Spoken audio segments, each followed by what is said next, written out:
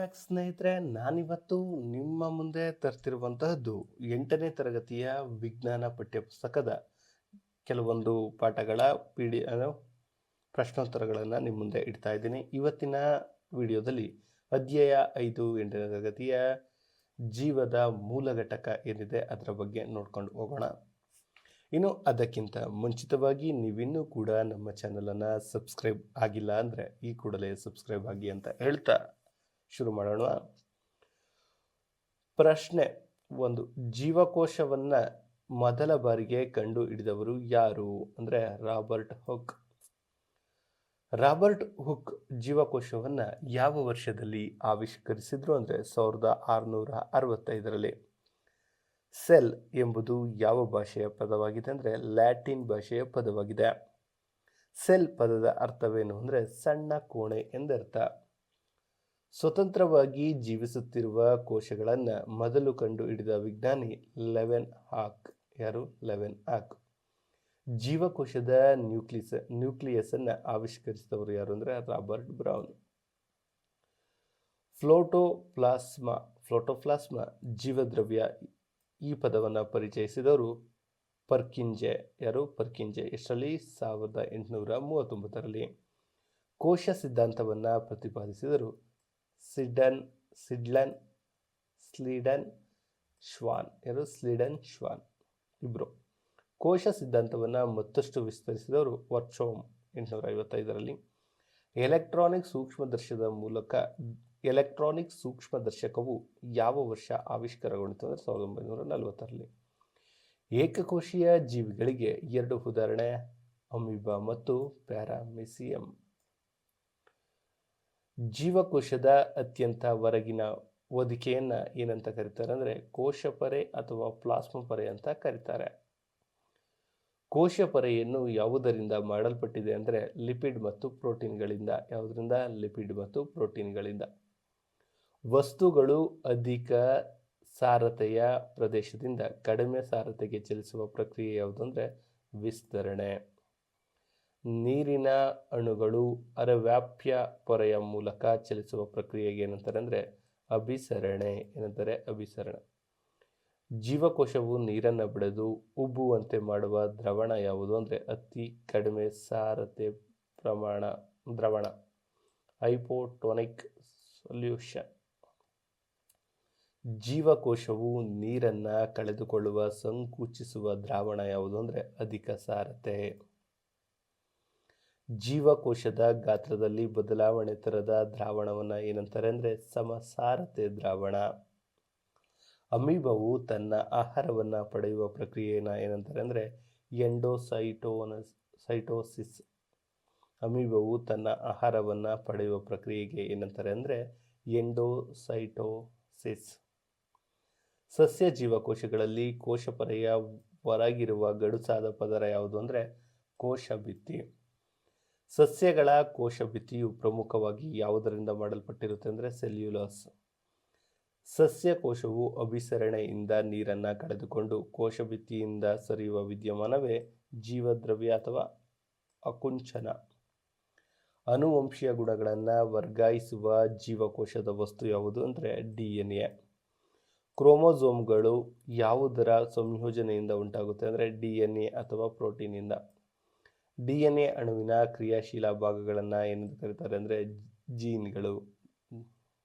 Nuclear ಪೊರೆ ಇಲ್ಲದ ಜೀವಕೋಶ ಹೊಂದಿರುವ ಜೀವಿಗಳನ್ನು ಏನಂತಾರೆ ಅಂದರೆ ನೋಡಿ, ನ್ಯೂಕ್ಲಿಯರ್ ಪೊರೆ ಇಲ್ಲದ ಜೀವಕೋಶಗಳನ್ನು ಹೊಂದಿರುವ ಜೀವಿಗಳನ್ನು ಏನಂತಾರೆ ಅಂದರೆ ಪ್ರೊಕ್ಯಾರಿಯೋಟ್ಗಳೆಂದು ಕರೀತಾರೆ. ನ್ಯೂಕ್ಲಿಯರ್ ಪೊರೆ ಇರುವ ಜೀವಿಗಳಿಗೆ ಏನಂತಾರೆ ಯುಕ್ಯಾರಿಯೋಟ್ಗಳು ಅಂತ ಕರೀತಾರೆ. ಕೋಶ ಪೊರೆಯೊಳಗಿನ ದ್ರವ ರೂಪದ ವಸ್ತು ಯಾವುದು ಅಂದರೆ ಕೋಶದ್ರವ್ಯ ಅಥವಾ ಸೈಟೋಪ್ಲಾಸಮ್. ಜೀವಕೋಶದಲ್ಲಿ ನಿರ್ದಿಷ್ಟ ಕಾರ್ಯನಿರ್ವಹಿಸುವ ಜೀವಂತ ರಚನೆಗಳೇ ಕಣದಂಗಗಳು. ನ ಪೂರ್ಣ ರೂಪವೇನು ಅಂದರೆ ಎಂಡೋಪ್ಲಾಸ್ಟಿಕ್ ರೆಟಿಕ್ಯುಲಮ್. ಎಂಡೋಪ್ಲಾಸ್ಟಿಕ್ ರೆಟಿಕ್ಯುಲಮ್ನಲ್ಲಿರುವ 2 ವಿಧಗಳು ಒರಟಾದ ಅಂದರೆ RER ಮತ್ತು ನಯವಾದ SER. Endoplasmic reticulum. ಪ್ರೋಟೀನ್ ಉತ್ಪಾದನೆಯ ಸ್ಥಳಗಳು ಯಾವುದು ಅಂದರೆ ರೈಬೋಸೋಮ್. ಇದು ಕೇಳೋ ಚಾನ್ಸಸ್ ಜಾಸ್ತಿ ಇದೆ. ಪ್ರೋಟೀನ್ ಉತ್ಪಾದನೆಯ ಸ್ಥಳಗಳು ರೈಬೋಸೋಮ್ಗಳು. ನಯವಾದ ಎಂಡೋಪ್ಲಾಸ್ಮಿಕ್ ರೆಟಿಕ್ಯುಲಮ್ ಯಾವುದನ್ನು ಉತ್ಪಾದಿಸುತ್ತೆ ಅಂದರೆ ಕೊಬ್ಬನ್ನು ಮತ್ತು ಲಿಪಿಡ್ಗಳನ್ನು ಉತ್ಪಾದನೆ ಮಾಡುತ್ತೆ. ಗಾಲ್ಗಿ ಸಂಕೀರ್ಣವನ್ನು ಮೊದಲ ಬಾರಿಗೆ ವಿಸ್ತರಿಸಿದವರು ಕ್ಯಾಮಿನಿ ಗಾಲ್ಗೆ, ಅದಕ್ಕೆ ಗಾಲ್ಗಿ ಅಂತ ಕರೀತಾರೆ. ಗಾಲ್ಗಿ ಸಂಕೀರ್ಣದ ಪೊರೆಗಳ ಚೀಲಗಳನ್ನು ಏನಂತಾರೆ ಅಂದರೆ ಸಿಸ್ಟರ್ನ್ಸ್ಗಳು ಅಂತ ಕರೀತಾರೆ. ಜೀವಕೋಶದ ಆತ್ಮಹತ್ಯಾ ಸಂಚಿಗಳು ಯಾವುವು ಅಂದರೆ ಲೈಸೋಸೋಮ್ಗಳು. ಲೈಸೋಸೋಮ್ಗಳು ಯಾವ ರೀತಿಯ ಕಿಣ್ವಗಳನ್ನು ಹೊಂದಿದೆ ಅಂದರೆ ಪ್ರಬಲ ಜೀರ್ಣಕಾರಿಕ ಕಿಣ್ವಗಳನ್ನು ಹೊಂದಿದೆ. ಜೀವಕೋಶದ ಶಕ್ತಿ ಕೇಂದ್ರ ಮೈಟ್ರೋಕಾಂಡ್ರಿಯಾ. ಮೈಟ್ರೋಕಾಂಡ್ರಿಯಾದಲ್ಲಿ ಶಕ್ತಿ ಯಾವ ರೂಪದಲ್ಲಿ ಬಿಡುಗಡೆಯಾಗುತ್ತೆ? ATP ರೂಪದಲ್ಲಿ ಬಿಡುಗಡೆಯಾಗುತ್ತೆ. ATPಯ ಪೂರ್ಣ ರೂಪವೇನು ಅಂದರೆ ಅಡಿಸೋನೈಸ್ ಟ್ರೈಫಾಸ್ಫೇಟ್. ಓಕೆ. ಜೀವಕೋಶದ ಚಲಾವಣೆಯಲ್ಲಿರುವ ಶಕ್ತಿಯ ನಾಣ್ಯ ಯಾವುದು ಅಂದರೆ ATP. ಸಸ್ಯ ಜೀವಕೋಶದಲ್ಲಿ ಮಾತ್ರ ಕಂಡುಬರುವ ಕಣದಾಂಗ ಪ್ಲಾಸ್ಟಿಡ್ಗಳು. ಪ್ಲಾಸ್ಟಿಡ್ಗಳಲ್ಲಿರುವ 2 ವಿಧಗಳು ಯಾವುವು? Chromoplast, leucoplast. ಕ್ಲೋರೋಫಿಲ್ ಅಥವಾ ಪತ್ರ ಹರಿತ್ ಹೊಂದಿರುವ ಪ್ಲಾಸ್ಟಿಡ್ಗಳನ್ನ ಏನಂತಾರೆ ಅಂದರೆ ಕ್ಲೋರೋಪ್ಲಾಸ್ಟೇಟ್ಗಳು. ಬಿಳಿ ಅಥವಾ ಬಣ್ಣರಹಿತ ಪ್ಲಾಸ್ಟಿಡ್ಗಳು ಹೆಸರೇನು ಅಂದರೆ ಲೋಕೋಪ್ಲಾಸ್ಟ್ಗಳು. ಲೋಕೋಪ್ಲಾಸ್ಟ್ಗಳನ್ನು ಮುಖ್ಯ ಕಾರ್ಯ ಅಂದರೆ ಪಿಷ್ಟ, ತೈಲ, ಪ್ರೋಟೀನ್ಗಳ ಕಣಗಳ ಸಂಗ್ರಹಣೆ. ಕ್ಲೋರೋಫಾಸ್ಟ್ಗಳಲ್ಲಿರುವ ಮಾತೃಕೆಯನ್ನು ಏನಂತಾರೆ ಅಂದರೆ ಸ್ಟ್ರೋಮಾ ಅಂತ ಕರೀತಾರೆ. ಸ್ವತಂತ್ರ DNA ರೈಬೋಸೋಮ್ಗಳು ಹೊಂದಿರುವ ಕಣದಾಂಗಗಳು ಯಾವುವು ಅಂದರೆ ಮೈಟ್ರೋಕಾಂಡ್ರಿಯಾ ಮತ್ತು ಪ್ಲಾಸ್ಟಿಡ್ಗಳು. ಸಸ್ಯ ಜೀವಕೋಶದಲ್ಲಿ ಬಹಳಷ್ಟು ಜಾಗ ಆಕ್ರಮಿಸುವ ಹಾಗೂ ಬಿಗಿತ ನೀಡುವ ಭಾಗ ಯಾವುದು ಅಂದರೆ ರಸದಾನಿ. ಜೀವಕೋಶ ವಿಭಜನೆಯ ಪ್ರಮುಖ 2 ವಿಧಗಳು ಮೈಟಾಸಿಸ್ ಮತ್ತು ಮಿಯಾಸಿಸ್. ಜೀವಿಗಳ ಬೆಳವಣಿಗೆಗೆ ಕಾರಣವಾಗುವ ಕೋಶ ವಿಭಜನೆ ಯಾವುದಪ್ಪ ಅಂದರೆ ಮೈಟಾಸಿಸ್. ಮೈಟಾಸಿಸ್ ವಿಭಜನೆಯಲ್ಲಿ ಎಷ್ಟು ಮರಿಕೋಶಗಳು ಉಂಟಾಗುತ್ತೆ? 2 ತದ್ರೂಪಿ ಮರುಕೋಶಗಳು. ಲಿಂಗಾಣುಗಳನ್ನು ರೂಪಿಸಲು ನಡೆಯುವ ಕೋಶ ವಿಭಜನೆ ಯಾವುದು ಅಂದರೆ ಮಿಯಾಸಿಸ್. ಮಿಯಾಸಿಸ್ನಲ್ಲಿ ಒಂದು ತಾಯಿ ಕೋಶದಿಂದ ಎಷ್ಟು ಮರಿಕೋಶಗಳು ಉಂಟಾಗುತ್ತೆ? 4.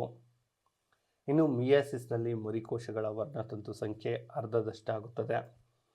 ಯಾವ ಅನಿಲವು ವಿಸ್ತರಣೆಯ ಮೂಲಕ ಕೋಶದ ಒಳಗೆ ಪ್ರವೇಶಿಸುತ್ತೆ ಅಂದರೆ ಆಕ್ಸಿಜನ್. ಕಾರ್ಬನ್ ಡೈಆಕ್ಸೈಡ್ ಕೋಶದಿಂದ ಹೊರಹೋಗಲು ಕಾರಣವಾದ ಪ್ರಕ್ರಿಯೆ ಯಾವುದು ಅಂದರೆ ವಿಸರಣೆ.